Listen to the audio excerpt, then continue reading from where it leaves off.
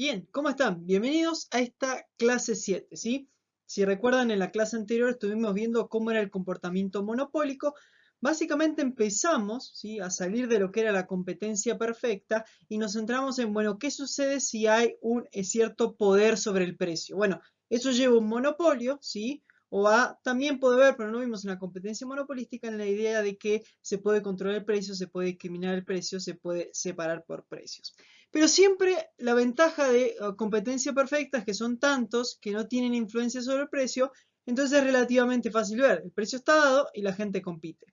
En monopolio también es simple porque a pesar de que digamos hay un cierto poder sobre el precio, es una empresa sola, ¿sí? Y como es una sola empresa, solo ella decide sin importar lo que haga el resto y por lo tanto también tiene cierta facilidad a la hora de verse, ¿sí? Oligopolios es un poco distinto porque ahora puede o no puede haber poder sobre el precio. ¿Por qué? Porque la característica de los oligopolios, vamos a verlo, pero esto es para ponerlos en introducción, es que hay pocos, ¿sí? ¿Qué quiere decir que hay pocos? Que no son ni muchos ni uno, sino pocos, ¿sí? ¿Qué significa que sean pocos? Que tienen un poder de mercado entre dos o tres que son lo suficientemente grandes, ¿sí? O también que son lo suficientemente pocos para coordinar entre ellos y convertirse en un monopolio, o lo suficiente como para pelearse entre ellos y tener algo parecido a la competencia perfecta. Por eso oligopolios es como un estadio intermedio donde lo que yo haga depende de lo que hagan los demás. Entonces yo tengo que pensar qué van a hacer los demás para saber qué hacer, ¿sí? En ese sentido es parecido a una partida de póker, hay un poco lo del cartel y vamos a analizar eso, ¿sí? Cómo yo tomo mis decisiones ahora sabiendo que las decisiones de los demás sí importan para esto, ¿sí? Aunque parezca raro, esto se resuelve por algo llamado teoría de juegos, así que vamos a jugar un poco y vamos a aprender cómo resolver esto con comportamiento estratégico. Yo creo que esa es la palabra clave, o sea, en esta clase ustedes tienen que aprender cuáles son las estrategias que vamos a hacer, qué es lo que vamos a hacer, dado que el otro puede reaccionar de una manera o de otra, ¿sí? Así que bienvenidos a la clase de oligopolios, hay muchos juegos acá, así que vamos a aprender jugando literalmente. Primero hay que pensar por las definiciones. Recuerden, siempre lo definimos en contrapartida a competencia perfecta. Atomización era el principio de competencia perfecta, donde hay muchos competidores, ¿sí?, muchos oferentes y muchos demandantes. En cambio, en lo que es un oligopolio, ¿sí?, hay pocos oferentes, ¿sí?, y muchos demandantes. Eso es, por ejemplo, un oligopolio. También existen, sí, como hacía los monopolios y los monopsonios, los oligopsonios, que es el caso cuando hay pocos demandantes de un bien, ¿sí? De nuevo, vamos a ver oligopolios, pero en realidad la de oligopsonio es medio parecido, cambiando que hay que verlos del lado de la demanda, ¿sí? Pero como tiene un par más de complicaciones, vamos a centrarnos desde el punto de vista de la producción a todo esto, ¿sí? Entonces, oligopolios, ¿qué quiere decir? Hay pocos. ¿Qué quiere decir pocos? No son muchos, ¿sí?, de tal manera que ni uno tenga influencia sobre el precio, pero tampoco son uno solo. Son lo suficientemente, entre dos o tres son lo suficiente, o cuatro son lo suficientemente grande para abarcar una parte del mercado, ¿sí? Por ejemplo, con un bien puede haber solo dos o tres oferentes, ¿sí? Entonces en ese caso agrupan un oligopolio, ¿sí? Bien, vamos a ver entonces y explicar un poco cada uno de estos temas. De nuevo, acá también hay poder sobre el precio si se llegan a coordinar o tengo cierta influencia, aunque vamos a ver distintos escenarios posibles donde hay o no, ¿sí? Bien, ¿de dónde viene la idea del oligopolio o de dónde vienen los poderes? En realidad viene un poco del comportamiento estratégico. Acá, monopolio no tenía mucha estrategia más que maximizar beneficios, o sea, fijar el precio de tal manera que obtenga el máximo beneficio.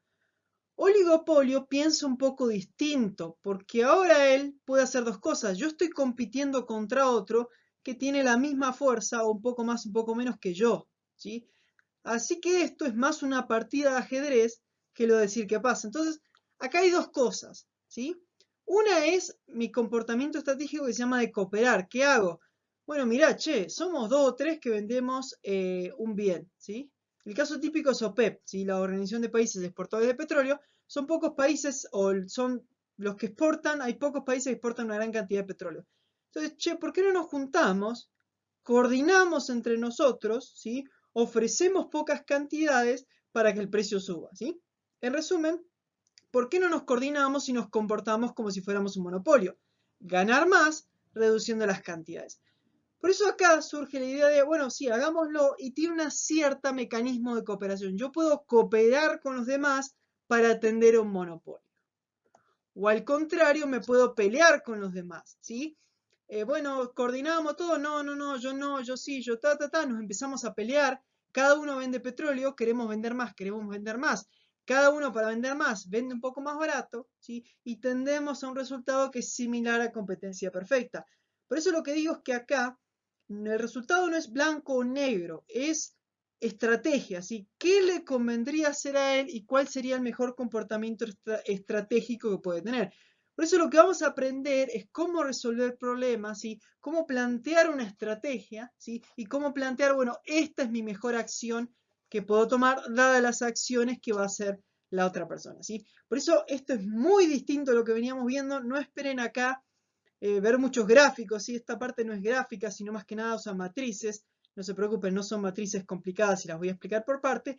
Lo que sí tiene una parte de matemática porque hay funciones de demanda, de oferta, se calculan para poder obtener esto, ¿sí? Así que esto es el nuevo contexto en el cual estamos, ¿sí? Ver qué es lo que yo puedo hacer dado lo que hacen los demás. Bien, siempre yo pongo ejemplos simples o tontos, ustedes ya me conocen, ya tuvieron 6 clases, creo que esta es no, esta es la octava, ya tuvieron 7 clases conmigo. Vamos a pensar un ejemplo simple y después aplicarlo a la economía, ¿sí? ¿Cuál es el problema? Es el dilema de la casa de papel, vamos a llamarlo por ahora, ¿sí? Vamos a robar la casa de papel, ¿sí? Entramos, nos disfrazamos, ¿sí? Y entramos al banco y logramos robar todo ese dinero, ¿sí? Todos los miles y miles y miles y miles de euros, ¿sí? Que puede haber ahí, nos los llevamos nosotros, ¿sí? Hemos asaltado la casa de papel. Para hacerlo simple, vamos a suponer que son ustedes y un amigo solo los que asaltaron. Es cierto que puede haber muchas personas, pero eso hace que el juego sea más complicado y eso se puede después extrapolar. Por ahora, para hacerlo simple, ustedes con un amigo robaron la casa de papel, se llevaron toda esa plata. ¿Cuál es el problema? Los agarraron, ¿sí? Los agarraron mucho tiempo después de que ustedes se llevaron la plata, todavía no lo habían llegado a gastar, pero los detuvieron, ¿sí? Los detuvieron, pero no tienen la evidencia de que ustedes hayan robado, solo son sospechosos. Entonces los ponen en salas separadas para tratar de sacarles a ustedes una confesión de tal manera que puedan arrestarlos, siga ustedes o su amigo, por el hecho, ¿sí? Quiero que se entienda el contexto porque siempre lo que vamos a ver es un contexto. Dado el contexto va a haber acciones y dadas las acciones va a haber estrategias, ¿sí? Lo que yo puedo hacer. Entonces, casa de papel, la robamos, ¿sí? Ustedes con un amigo, ¿sí? Si quieren ustedes y yo, pero ahí como hay problema de profesor, con dos personas, digamos, pongámosle. La roban, los agarran, pero no hay evidencia, los ponen en interrogatorio para sacarle qué hacer, ¿sí? Cualquier parecido a la casa de papel no es pura coincidencia, pero se trabaja con esto. Bien, ¿qué podemos sacar de esto? Fíjense que acá ustedes están frente a una persona en un interrogatorio y están en interrogatorios separados, ¿sí? A ustedes los están interrogando y a su amigo lo están interrogando, pero ustedes no saben qué va a hacer su amigo, ni su amigo sabe lo que van a hacer ustedes, ¿sí? Están en salas separadas, siempre cuando se interroga a alguien, se lo interroga de manera individual, ¿sí? Acá viene la parte de acciones. ¿Qué pueden hacer ustedes en el interrogatorio? Y la verdad que miles de cosas, pero podemos resumirlo en dos. Cooperar es cooperar con su amigo, ojo, ¿sí? No es cooperar con la policía. Cooperar es cooperar con su amigo, ¿sí? Ustedes dicen, miren, no hay evidencia, yo no sé nada, mi amigo no sabe nada, somos dos perejiles, nos agarraron ahí al paso, nosotros no tenemos nada que ver, ¿sí? Cooperar es cooperar con su amigo, nosotros no sabemos nada, no sé de qué me están hablando, ¿sí? Traicionar, ¿sí? Es traicionar a su amigo y decirle, no, sí, yo soy amigo de él, yo no tuve nada que ver, mi amigo es el que tiene la culpa que está en el cuarto de al lado, ¿sí? Cooperar es cooperar con su amigo, yo no sé nada. Traicionar es traicionar a su amigo, mandarlo al frente a él y ustedes quedar libre de toda culpa, ¿sí? Traicionan a su amigo, él es el culpable de todo, ¿sí? Y yo no tengo nada que ver. Su amigo a su vez puede hacer lo mismo, que es cooperar con ustedes y ustedes, no, él no tiene nada que ver, yo tampoco, o traicionar y que le estén mandando en cara a ustedes diciendo, no, si él fue el que robó, yo no tengo nada que ver, y en ese caso su amigo salvarse de esa manera, ¿sí? Estas son las acciones, siempre vamos a ver que hay acciones. Acá son más que nada de una escena de Dilema del Prisionero, se le conoce a esto, de cooperar o no. Pero en la vida real es fijar un precio, respetar un acuerdo, etcétera, etcétera, etcétera, cosa que vamos a ver un poco más adelante. Entonces, cada uno de ustedes tiene que tomar una acción, ¿sí? Entonces, ustedes tienen que decidir si cooperan o no. Ustedes tienen que decidir, su amigo va a decidir si coopera o no, ¿sí? Desarrollemos un poco más el juego. ¿Cuáles son los resultados para sus acciones? ¿Sí? Entonces, bueno, ¿qué pasa? Ustedes saben que ustedes cooperan y traicionan y su amigo coopera y traiciona. Entonces, sí o sí ustedes tienen que tomar una decisión y sí o sí va a pasar algo, ¿sí? Entonces, supongamos que el monto robado es de 12 millones, solamente para poner un número, ¿sí? Podría ser cualquiera, de hecho vamos a ver casos probablemente con otros números. Si ambos cooperan, ¿sí? Entonces ustedes dicen, no, yo no tuve nada que ver, mi amigo tampoco, ¿sí? Entonces, la policía no tiene evidencia, ustedes salen libres y se llevan 6 millones cada uno, ¿sí? Ustedes se van a casa riéndose para la anécdota, tienen 6 millones, se reparten mitimita, pongámosle, y es genial, ¿sí? Tenemos la plata cada uno. Ahora, si ustedes cooperan, pero su amigo los traiciona, a ustedes los meten en cana, los meten preso. Y su amigo se agarra la valijita, se fuga a las Bahamas, ¿sí? Y se queda con los 12 millones totales, ¿sí? Esto podría ser que se quede con un poco más, un poco menos, pero se queda con mucha más plata que si hubieran repartido, ¿sí? Así que simplifiquemos. Entonces, si ustedes eligen cooperar, pero su amigo elige traicionar, ¿sí? Básicamente su amigo se queda con toda la plata y ustedes se quedan con nada y encima presos, ¿sí? Si ustedes traicionan, pero su amigo coopera, ¿sí? Ustedes se quedan con los 12 millones, su amigo se queda preso, se van, no lo vemos más, termina ahí la amistad también, ¿sí? Y se van con 12 millones en efectivo, ¿sí? Por último, si los dos traicionan, ¿sí? La policía sabe que son ustedes, ¿sí? Les deja quedarse con un poco el dinero, ¿sí? Porque hicieron una buena cooperación, por buena conducta y eso, le deja quedarse con parte del botín, pero el resto del botín lo incauta y entonces cada uno se queda con un pequeño porcentaje que ven ahí. ¿Sí? Justo me tapa la cámara, por eso no puedo ver bien, pero estoy casi seguro que era 1 millón o 2 millones, algo así. Y perdón por eso, justo estoy tapado cuando estoy grabando, después le acomodo la cámara. Entonces, tenemos una situación donde ustedes pueden tomar acciones. Cada acción que ustedes tomen no solo es importante, sino es importante las acciones que tomen los otros. Entonces, del conjunto de las acciones de ustedes más las acciones de los otros, se da el resultado que son los 3 resultados posibles, ¿sí? Pregunta del millón, ¿sí? Siempre quise decir esto, no lo hagan, digamos, no hace falta. ¿Qué harían ustedes? La pregunta del día de hoy, déjenme en la caja de comentarios, ¿qué harían ustedes? ¿Cooperan o traicionan? ¿Sí? No hace falta que lo hagan, pero siempre quise decirlo. Son cosas que uno aprovecha de ver videos de YouTube para entrenarse a ver y decir. Esto es lo que digo de componente estratégico. Esto es lo que ustedes se van a enfrentar en el mundo y tienen que decidir qué hacer. ¿Cooperan con su amigo? Cooperamos los dos, 6 millones para cada uno. O traicionan con la posibilidad de llevarse 12 millones, pero si él traiciona también, se llevan muy poca plata y les hubiera convenido cooperar, ¿sí? Esto, cómo se resuelve, cómo poder tomar una decisión, es lo que se hace mediante teoría de juegos, es lo que vamos a aprender, ¿sí? Después lo vamos a aplicar a la economía, pero primero tenemos que aprender cómo resolver la teoría de juegos para tener ese comportamiento estratégico y ver cómo se hace. De nuevo, ¿qué harían ustedes ante esta situación? Por lo menos piénsenlo, no hace falta que me lo digan. Realmente si esto fuera en vivo e indirecto, los haría jugar, pero ahora digamos no hay tanto sentido. Con caramelos porque 12 millones no me da la billetera, pero a ver jugar, a ver qué harían ustedes. ¿Cómo se resuelve esto? ¿Sí? Se resuelve mediante lo que se llama una forma normal, ¿sí? Donde se plantea la siguiente situación, ¿sí? Siempre de este lado, ¿sí? Estoy puntero, sí, se ponen las acciones que tiene el jugador 1, ¿sí? Eso es por convención. Y el jugador 1 puede cooperar o traicionar, ¿sí? Cooperar con su amigo o traicionar con su amigo. Voy a pintar en rojo lo del jugador 1 para que se pueda entender mejor, ¿sí? Entonces lo que son las filas, ¿sí? Son las del jugador 1. Las columnas, ¿sí? Son las del jugador 2. Son las acciones que tiene el jugador 2 o las distintas cosas que puede hacer, ¿sí? Voy a pintar en azul lo que es las acciones del jugador 2. De la intersección de la fila con la columna se da el resultado si, por ejemplo, ustedes cooperan y su amigo coopera. Yo acá voy a poner el resultado de cooperar, cooperar. Si ustedes cooperan y su amigo traiciona, yo acá voy a poner el resultado de que ustedes cooperen y su amigo traicione, y así en cada celda. Por eso digo, se arma una matriz con eso. Jugador 1 en rojo, jugador 2 en azul, los colores que dije antes. Entonces, por ejemplo, acá está en resumido arriba para tener siempre en rojo y siempre a la izquierda, perdón, lo de siempre en rojo es por la diapositiva. Lo normal es que todo esté en negro y siempre lo que está a la izquierda es el jugador 1 o lo que recibe el jugador 1. Y siempre lo que está a la derecha es lo que recibe el jugador 2.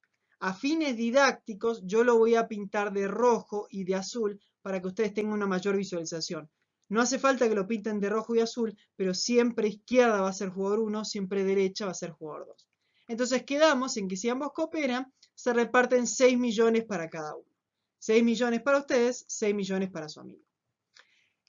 Por arriba lo que dijimos, si los dos traicionan, se lleva 1 millón cada uno. 1 millón para ustedes, jugador 1, 1 millón para el otro, jugador 2. Si ustedes cooperan y su amigo traiciona, dijimos que ustedes se llevan 0, ¿sí? Por eso lo pongo a la izquierda y su amigo se llevaba 12, ¿sí? 12 millones. Por lo tanto, pongo a la derecha 12 porque corresponde al jugador 2, que es su amigo. Si ustedes traicionan y su amigo coopera, ustedes se llevan 12, pago a la izquierda, y a la derecha su amigo se lleva 0, ¿sí? Entonces, esta es la forma que vamos a resolver todos los juegos. Como les digo, estos son dilema de prisionero, que es el ejemplo básico para comenzar, pero después vamos a ver que hay empresas. Entonces, empresas pueden elegir cooperar con la otra, subir precios, no subir precios, respetar un acuerdo. Vamos a estar trabajando distintos ejemplos, ¿sí? Entonces, yo tengo la situación, ya sé cómo plantear el juego en forma normal, se llama esto, ¿sí? Ahora la pregunta es, ¿qué nos dice la economía o qué nos dice la teoría de juegos que hay que elegir? Eso se hace mediante lo que se conoce como el equilibrio de Nash, ¿sí? Entonces, yo tengo que ver, ¿sí?, lo que se llama la mejor estrategia del jugador 1 y la mejor estrategia del jugador 2. Y de esa manera luego ver qué es lo mejor que puede hacer cada uno y cómo se resuelve esto. Siempre se empieza de a un jugador. Primero pongamos jugador 1, ¿sí? Entonces lo que hacemos es, siempre cuando ustedes están jugando o al póker o a lo que sea, uno lo que tiene que pensar es, ¿qué va a hacer el otro? Y dado que va a ser el otro, ¿qué me conviene hacer a mí? ¿Sí? Por ejemplo, si él tiene un par de ases, tiene una reina y un rey, tiene escalera, tiene el mismo color, yo pienso, si él tiene esto, me conviene hacer esto, me conviene seguir, me conviene bajar, me conviene y así, ¿sí? En cambio, estoy en un juego el que sea, ¿qué va a hacer él? ¿Va a atacar por acá? ¿Va a atacar por acá? Bueno, a mí me convendría, entonces si él hace esto, me conviene hacer otra cosa, ¿sí? Y ahí van pensando su estrategia. De hecho, también se usa para la guerra esto. Entonces, fíjense que tomo solo el jugador 1 y veo qué es lo que le conviene hacer a él. Y tengo, solo pongo los pagos del jugador 1 porque solo me interesa el jugador 1 porque voy a hacer. Entonces digo, si el jugador 2, esto está cruzado, ¿no? O sea, si el jugador 2 juega a cooperar, ¿sí? ¿A mí qué me conviene hacer? ¿Cooperar con él y ganar 6 o traicionarlo y ganar 12? Siempre suponemos que los individuos quieren ganar más. Por lo tanto, pongo una raya abajo y digo, si el jugador 2 está cooperando, a mí como jugador 1 me conviene traicionar, ¿sí? ¿Se ve la idea? Digo, si el 2 hace esto, ¿qué me conviene hacer a mí? Piensen en estrategia, esa es la clave de esto. Bueno, lo que me conviene hacer a mí es traicionarlo, porque gano más que si hubiera cooperado y gano solo 6. Después vamos y decimos, si él me traicionara, ¿qué me conviene hacer a mí? ¿Cooperarlo y ganar 0 o traicionarlo y ganar 1? Fíjense que es evidente que 1 es mayor a 0, a mí me conviene traicionarlo y ganar 1. Entonces acá resolvimos el problema para el jugador 1. El jugador 1 sabe que siempre le conviene traicionar, ¿sí? Y va a elegir traicionarle porque eso es lo que mayor pago le aporta, ¿sí? ¿Qué hacemos ahora? El mismo juego, pero ahora estoy pensando en el jugador 2, ¿sí? Pues yo quiero ver qué haría él dado lo que yo hago. Entonces digo, si el jugador 1 cooperase, ¿qué le conviene hacer al jugador 2? ¿Jugar 6, cooperar y ganar 6 o traicionar y ganar 12? Respuesta obvia, le conviene traicionar y ganar 12, ¿sí? En cambio, si el jugador 1 traiciona, al jugador 2 entre 0 y 1, él prefiere 1, ¿sí? Como normalmente llama un juego simétrico, por eso da el mismo resultado, pero también le conviene traicionar al jugador 2, ¿sí? A ambos le conviene traicionar y yo marco las liñitas de cada uno. Este va a ser el razonamiento que van a usar siempre, ¿sí? Por esos juegos no es difícil. Después si van a... Ustedes no tienen economía, pero si tienen economía van a aprender que esto sí puede hacerse mucho más complicado cuando falta información, cuando esto, cuando lo otro, cuando etcétera. Entonces, esta situación, ¿sí? Es lo que hay que ver. O sea, yo pienso, bueno, pará, soy jugador 1. ¿Qué haría el jugador 2 y qué es lo mejor que yo puedo hacer si el jugador 2 hace A o B? Después me paro y digo, soy jugador 2. Bueno, si el jugador 1 hace esto, ¿qué me conviene hacer a mí? ¿A o B? ¿Sí? De la conjunción de ambos, ¿sí? Borré las liñitas, qué macana. Pero si ustedes mirasen las liñitas están acá, estaban acá, y estaban acá, y estaban acá. El equilibrio de Nash es donde hay una liñita en ambos valores. Fíjense que este primero no es equilibrio de Nash porque nadie lo jugaría, ¿sí? Esto le conviene solo al jugador 1, pero no es algo que jugaría el jugador 2. Esto le conviene al jugador 2, pero no es algo que jugaría el jugador 1. En lo que en ambos coinciden, ¿sí? Eso se vuelve el equilibrio de Nash, ¿sí? O el equilibrio de lo que jugarían, que es básicamente traicionar donde ambos se llevan 1. ¿Sí? Se me fue el tiempo, así que voy a dejarlo hasta acá. Pero se ve esa la idea, o sea, me pongo en la cabeza del otro y bueno, si el otro hace esto, ¿qué hago yo? Al revés también, y donde coinciden, ¿sí? Donde los dos hubieran elegido, eso lo denomino el equilibrio de Nash, ¿sí? Podés escuchar un Nash por la película de Russell Crowe de Una mente brillante, ¿sí? Es ese mismo Nash, ¿sí? Que desarrolló esta teoría de cómo resolver juegos, cómo resolver comportamientos estratégicos, ¿sí? Bueno, espero que ya se haya entendido. Faltan todavía un par de partes, pero vamos por parte, dijo un pariente mío en las callejuelas de Londres. Pero si alguna duda le surgió con esto y eso, no se olvide que tenemos la caja de comentarios para que puedan ver, hacer preguntas. Lo voy a tratar de responder lo antes posible. Dependiendo de cuándo estén viendo este video, que tengan una buena semana, un buen fin de semana. Nos vemos en la próxima. Chau, chau.